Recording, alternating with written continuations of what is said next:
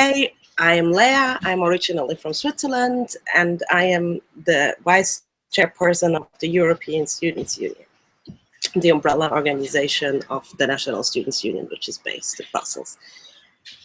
We know that growing social and economic inequalities in a society give rise to tensions, to extremism, and to hate speech. Education has an important role to play in bringing people from different backgrounds together and offering them a chance for a better future. Do you think that the trend of rising tuition fees and higher tuition fees, and also of the commodification, or you might call it, of will lead to an increased social segregation in Europe, with many of today's youth being left unable to overcome their socioeconomic status? So this is a very contentious issue. A lot of young people feel the pressure of the rise of tuition fees. They feel increased student debt, and Leah is also asking about the sort of commodification or liberalization of Europe's education sector, and whether it will increase social segregation in Europe. Let's start with Maria. What would you say? I agree very much that tuitions, private education schemes are reducing the advantage for social mobility through education. For Greece, for years, we had really a social mobility through education, because we still have a public education, and it was very important because in Greece the class structure was never so big, because we are not an industrial traditional country. So in Greece the education was really the social mobility, to ensure the social mobility, and there were a lot of changes in classes through the education. So I'm very much in favor of the free public education for everybody in order to have this. The problem now in Greece is that even if we have this, the public, then the problem is that in the labor market, some of the professions like doctors, engineers, and so on, that permitted to poor families to upgrade through their children's education, now because of the unemployment, you don't have any job, and then these people have to migrate to the other European countries. So it is reducing during the crisis. If there were also the private tuitions, it will be really a disaster for Greek social structure, let's say. And here in the education, I think that is a very important also the gender issue, because through education you try to minimize the gaps, because women in Greece are more educated now than men.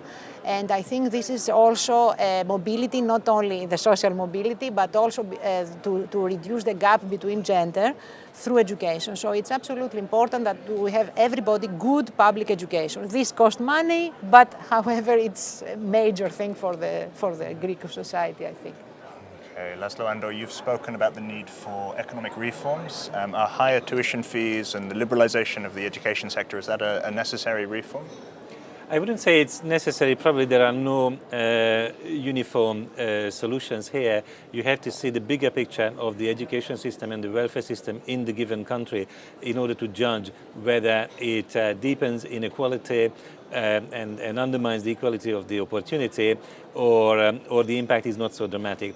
The concern might be legitimate, and we have to look at it. But for example, if the tuition fee is connected with a student loan, where the repayment conditions are linked to the future earnings of the professionals, the impact is not that dramatic.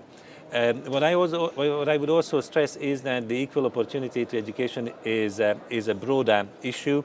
It goes down to primary school, the access of all social groups to quality primary education, and even to kindergarten. The fact that in some countries the kindergarten network does not cover all regions, all towns or villages is a greater problem. It has a much more severe impact on inequality than modest tuition fees at the higher education. So that's why I think we have to look at the whole chain of education and ensure that from the start till the higher levels there are good chances to provide education and integration for all social groups. Okay, Marietje. Lea is obviously very unhappy with the direction that higher education is going in Europe. Would you agree with her?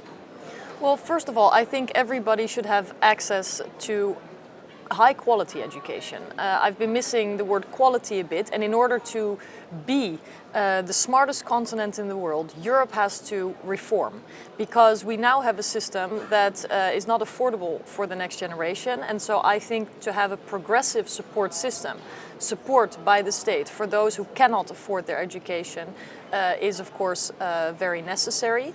At the same time, investing in education as an individual and as the state is the smartest investment you can do. It should also be noted that there are big differences between the EU member states and that the EU does not have a lot of say, because of the treaties, about how education policy takes shape. So I think it's very difficult to speak of the EU's education policy because it rarely exists. What we do have is the Erasmus Plus program, for which I'm proud to say we were able to increase the budget significantly with almost 40% in the last mandate, with the goal to facilitate internationalization, exchanges of students between different EU countries, to give them a better chance in an increasingly internationalized labor market, and to have this valuable exchange of experiences and creation of networks across Europe. So we are doing on the European level what we can, but for criticism of decisions on education policy, I think people in Europe should knock on the door of their national governments first. Okay, that was the final question. I think that's all we have time for today. So what do you think at home? I mean, you've heard from the panelists here. The questions have been asked by young people, by youth organizations. But what do you think? I mean, do you agree? Do you disagree? If you want to take part in the debate, it will be continuing online on our website at www.debatingeurope.eu. Feel free to log in and add your comment, and then we'll take those comments to policymakers and to experts for their reaction to those. I'd like to thank our panelists today. Thank you for watching. Thank you very much.